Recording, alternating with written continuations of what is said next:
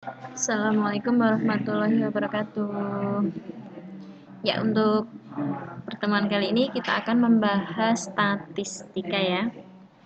Nah, untuk statistika yang akan kita bahas kali ini adalah penyajian data. Dulu waktu SMP sudah pernah ya, jadi kita hanya yang ini mengulang saja.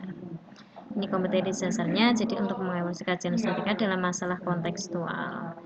Ini indikator pencapaian kompetensi dan tujuan pembelajarannya. Nah, kan kalian lihat, kalian perhatikan pada gambar yang pertama. Ini gambar apa? Jadi ini adalah gambar dalam kehidupan sehari-hari ya. Ini adalah mengukur apa? Mengukur tinggi badan. Nah, kalau mengukur itu berarti menggunakan alat. Ini alat yang digunakan. Sekarang kita lanjut gambar yang kedua ya. Gambar kedua ini apa? Ini adalah menimbang atau menentukan berat badan. Sama berat badan juga menggunakan alat bantu di sini untuk mengukurnya. Nah, jadi sekarang kita bahas dulu apa itu pengertian dari statistika. Statistika itu adalah sebuah cabang ilmu dari matematika yang mempelajari tentang pengumpulan data, penyajian data, pengolahan data, dan penafsiran atau penarikan kesimpulan. Nah, pengumpulan data itu bisa dilakukan dengan apa saja? Pengumpulan data itu bisa dilakukan dengan pengukuran seperti tadi, menentukan tinggi badan, menentukan berat badan, itu namanya pengukuran. Bisa juga dengan wawancara, jadi hanya bertanya saja.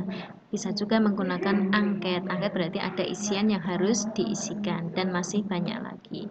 Nah, setelah data dikumpulkan, berikutnya data itu disajikan. Nah, penyajian data. Data itu disajikan dalam bentuk apa? Bisa dalam bentuk tabel, bisa dalam bentuk diagram, dan lain-lain. Nah, diagram itu apa saja yang dipelajari? Diagram itu ada diagram batang, ada diagram garis, ada diagram lingkaran. Nah, yang ketiga setelah data disajikan yaitu diolah. Biasanya kalau mengolah data itu dalam bentuk apa saja? Ya, ada rata-rata, ada min, ada rata-rata itu nama artinya dengan min ya, sama artinya ya.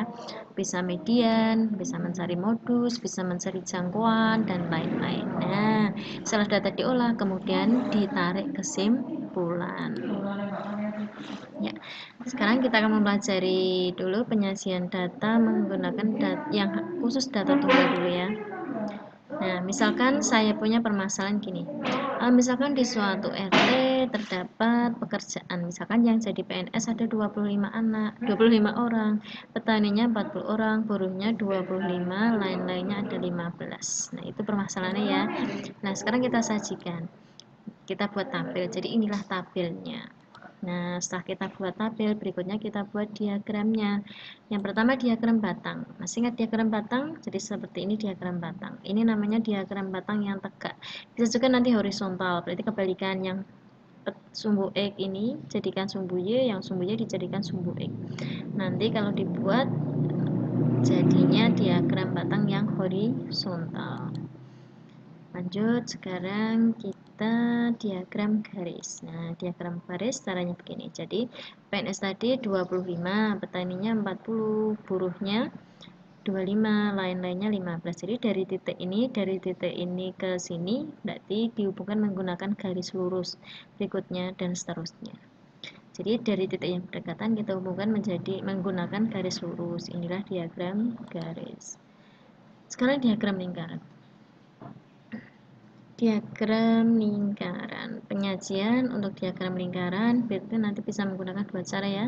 Bisa menggunakan prosentase, bisa juga menggunakan sudut. Nah, misalkan dari permasalahannya tadi, misalkan kita akan menghitung prosentasenya PNS. Misalkan PNS tadi berapa orang? 25. Berarti ya 25 dibagi 105. 105 itu jumlah dari keseluruhan. Jadi 25 ditambah 40 ditambah 25 ditambah 15, 105. Dikalikan 100%. Kalau kita hitung berapa di sini, nah, terus kita gambarkan. Kira-kira misalkan berapa di sini? Nggak sampai kan ya. Jadi kalau kita buat sudut itu ini PNS di sini.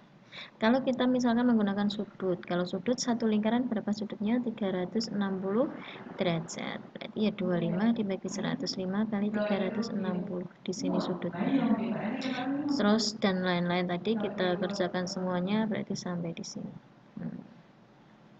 Oh iya, ingat kalau diagram batang itu Apa yang membedakan? Jadi di antara batang yang satu dengan batang yang lain itu ada batasnya, ada celahnya.